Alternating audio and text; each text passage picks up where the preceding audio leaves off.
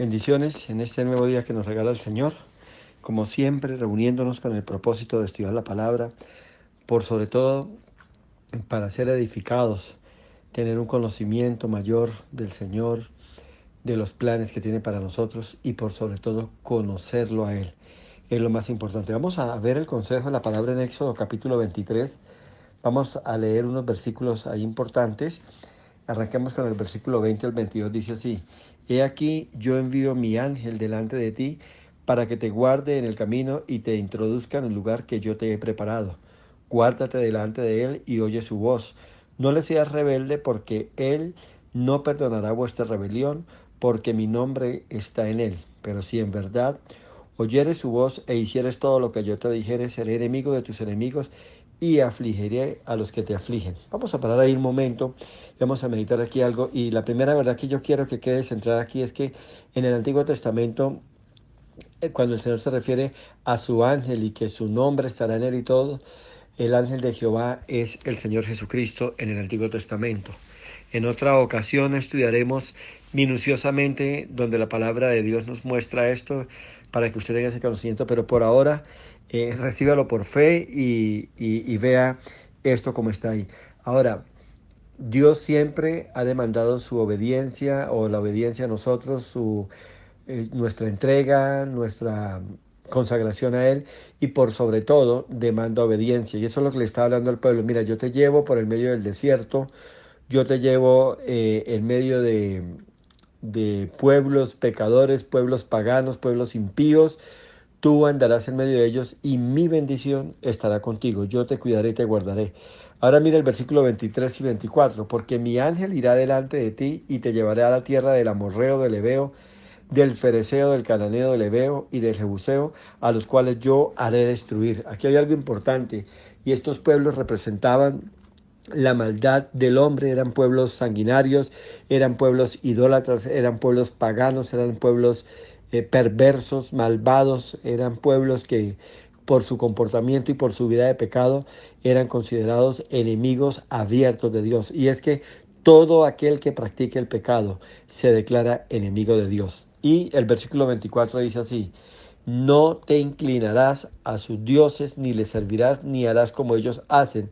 Antes los destruirás del todo y quebrarás totalmente sus estatuas. Y esto es tremendo porque aquí muchos teólogos no están de acuerdo y algunos cuestionan cómo es posible que Dios haya hecho que el pueblo de Israel fuera el encargado de destruir estas naciones. Y es que ese era el encargo de Dios, no solamente que no se mezclaran, solamente que no compartieran ni su cultura, ni su religión pagana, ni sus eventos idolátricos, ni nada, sino que Dios los había puesto en su camino. Ellos tenían que enfrentarlos y tenían que destruirlos. Ese fue el pecado de Saúl, que lo llevó a apartarse completamente del Dios. Dios le hizo un encargo para destruir a una de estas naciones y Saúl no lo hizo del todo. Saúl se apropió de las riquezas y esto le costó la corona a Saúl, a su descendencia. Eso le costó su reinado y le costó su relación, su comunión con Dios. Y aquí hay algo importante. Nosotros no podemos permitir, óyeme bien, que el pecado se mezcle entre nosotros. ¿Por qué? Porque Dios aborrece el pecado. Dios ama al pecador arrepentido, pero aquel que practica el pecado, Dios aborrece. ¿Por qué? Porque es que el pecado fue la daga que le quitó la vida a Jesús.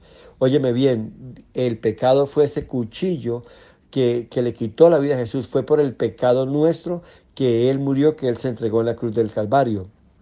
Entonces, aquí hay algo importante y usted tiene que entender: usted no puede jugar con el pecado, usted no puede abrazar el pecado. Por eso hay una gran contradicción para estos tiempos, donde que si me tomo un trago, donde no tomo esto, que si hago esto, si hago lo otro, que si me caso, que si me recaso, que yo no sé qué. Y la iglesia y los mismos pastores y líderes han ido dando concesiones, pero no tienen una magnitud tan importante a los ojos de Dios, lo que es el pecado tan trascendental. Por eso dice: si ustedes actúan como yo les mando, entonces yo me constituiré enemigo de tus enemigos y yo los destruiré. Y el encargo que hay aquí de parte de Dios es eso.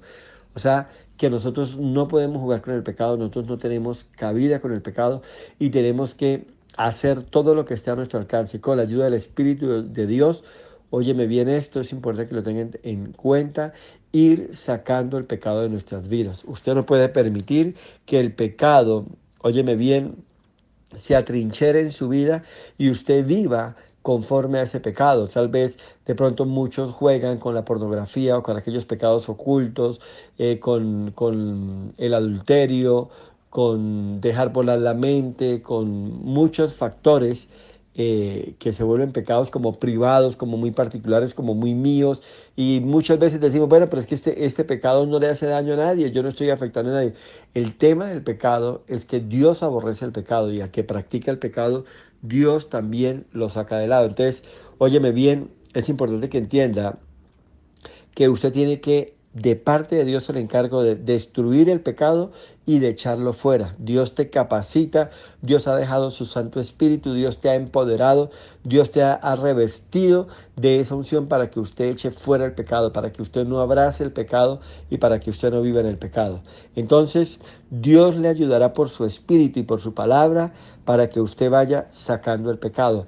Recuerde, los hebeos, los pueblos que nombra aquí, representan el pecado. Eran naciones perversas que habían dado rienda suelta al pecado y por eso Dios le dio la orden a Israel de destruirlos sin concesión alguna. Y esa es la orden que Dios nos está dando en esta hora. Usted y yo tenemos que echar fuera el pecado que hay en nosotros, aquellos pecados ocultos. David oraba a Dios, Señor, revélame el pecado oculto, revélame aquel pecado que está atrincherado, que está escondido y con el cual yo me deleito. Sácalo de mi vida, Señor, ayúdame.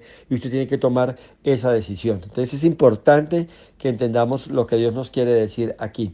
Ahora mire el versículo 30 y esto me encanta. Dice, poco a poco echaré delante de ti hasta que te multipliques y tomes posesión de la tierra.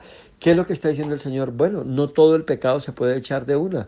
Usted no puede de la noche a la mañana de una manera mágica o sobrenatural ya echar fuera todo el pecado, pero si usted entiende esta palabra, si usted se apropia de ella y usted empieza con la ayuda del Espíritu Santo, fortalecido en la palabra, puesto en la armadura de Dios, usted poco a poco, día tras día, semana tras semana, mes tras mes, irá limpiándose, irá purificándose, cada día consagrando más, consagrándose más y más, hasta que llegues a la estatura de Cristo. Ese es el reto y el llamado que tenemos. Entonces, Dios le había ordenado a Israel que destruyera a esos enemigos, al heveo, al seduceo, a estos pueblos que eran representación del pecado. Hoy el Señor nos está hablando, hoy Dios nos está diciendo que tenemos que sacar de nosotros el pecado, tenemos que estarle pidiendo al Espíritu de Dios que nos revele esos pecados que hay en nosotros.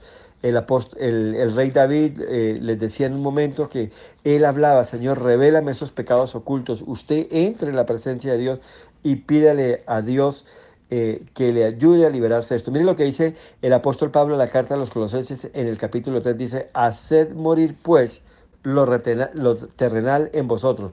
Haced morir pues, o sea, hay una responsabilidad hacia nosotros, como se la dio Dios en el Antiguo Testamento a los israelitas.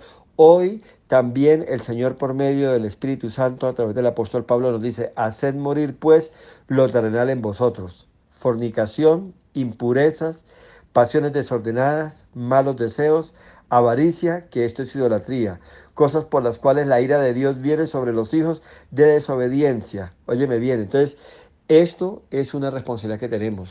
Hay que empezar a sacar ese listado, a pedir al Espíritu Santo que nos revele y empezar un proceso de limpieza, un proceso de santificación, porque esto es lo que nos va a permitir vernos a los ojos de Dios con esas vestiduras blancas, sin mancha y sin arruga, dispuestos a alabar y adorar el nombre de Dios, dispuestos a reconocer, a exaltar y glorificar a Dios con una vida de testimonio y bendición para cosas grandes en nosotros. Así que tenemos una responsabilidad, Dios nos va a ayudar a cumplirla, porque tenemos que vivir santificados, tenemos que vivir limpios para Él y agradándole en todo lo que hagamos.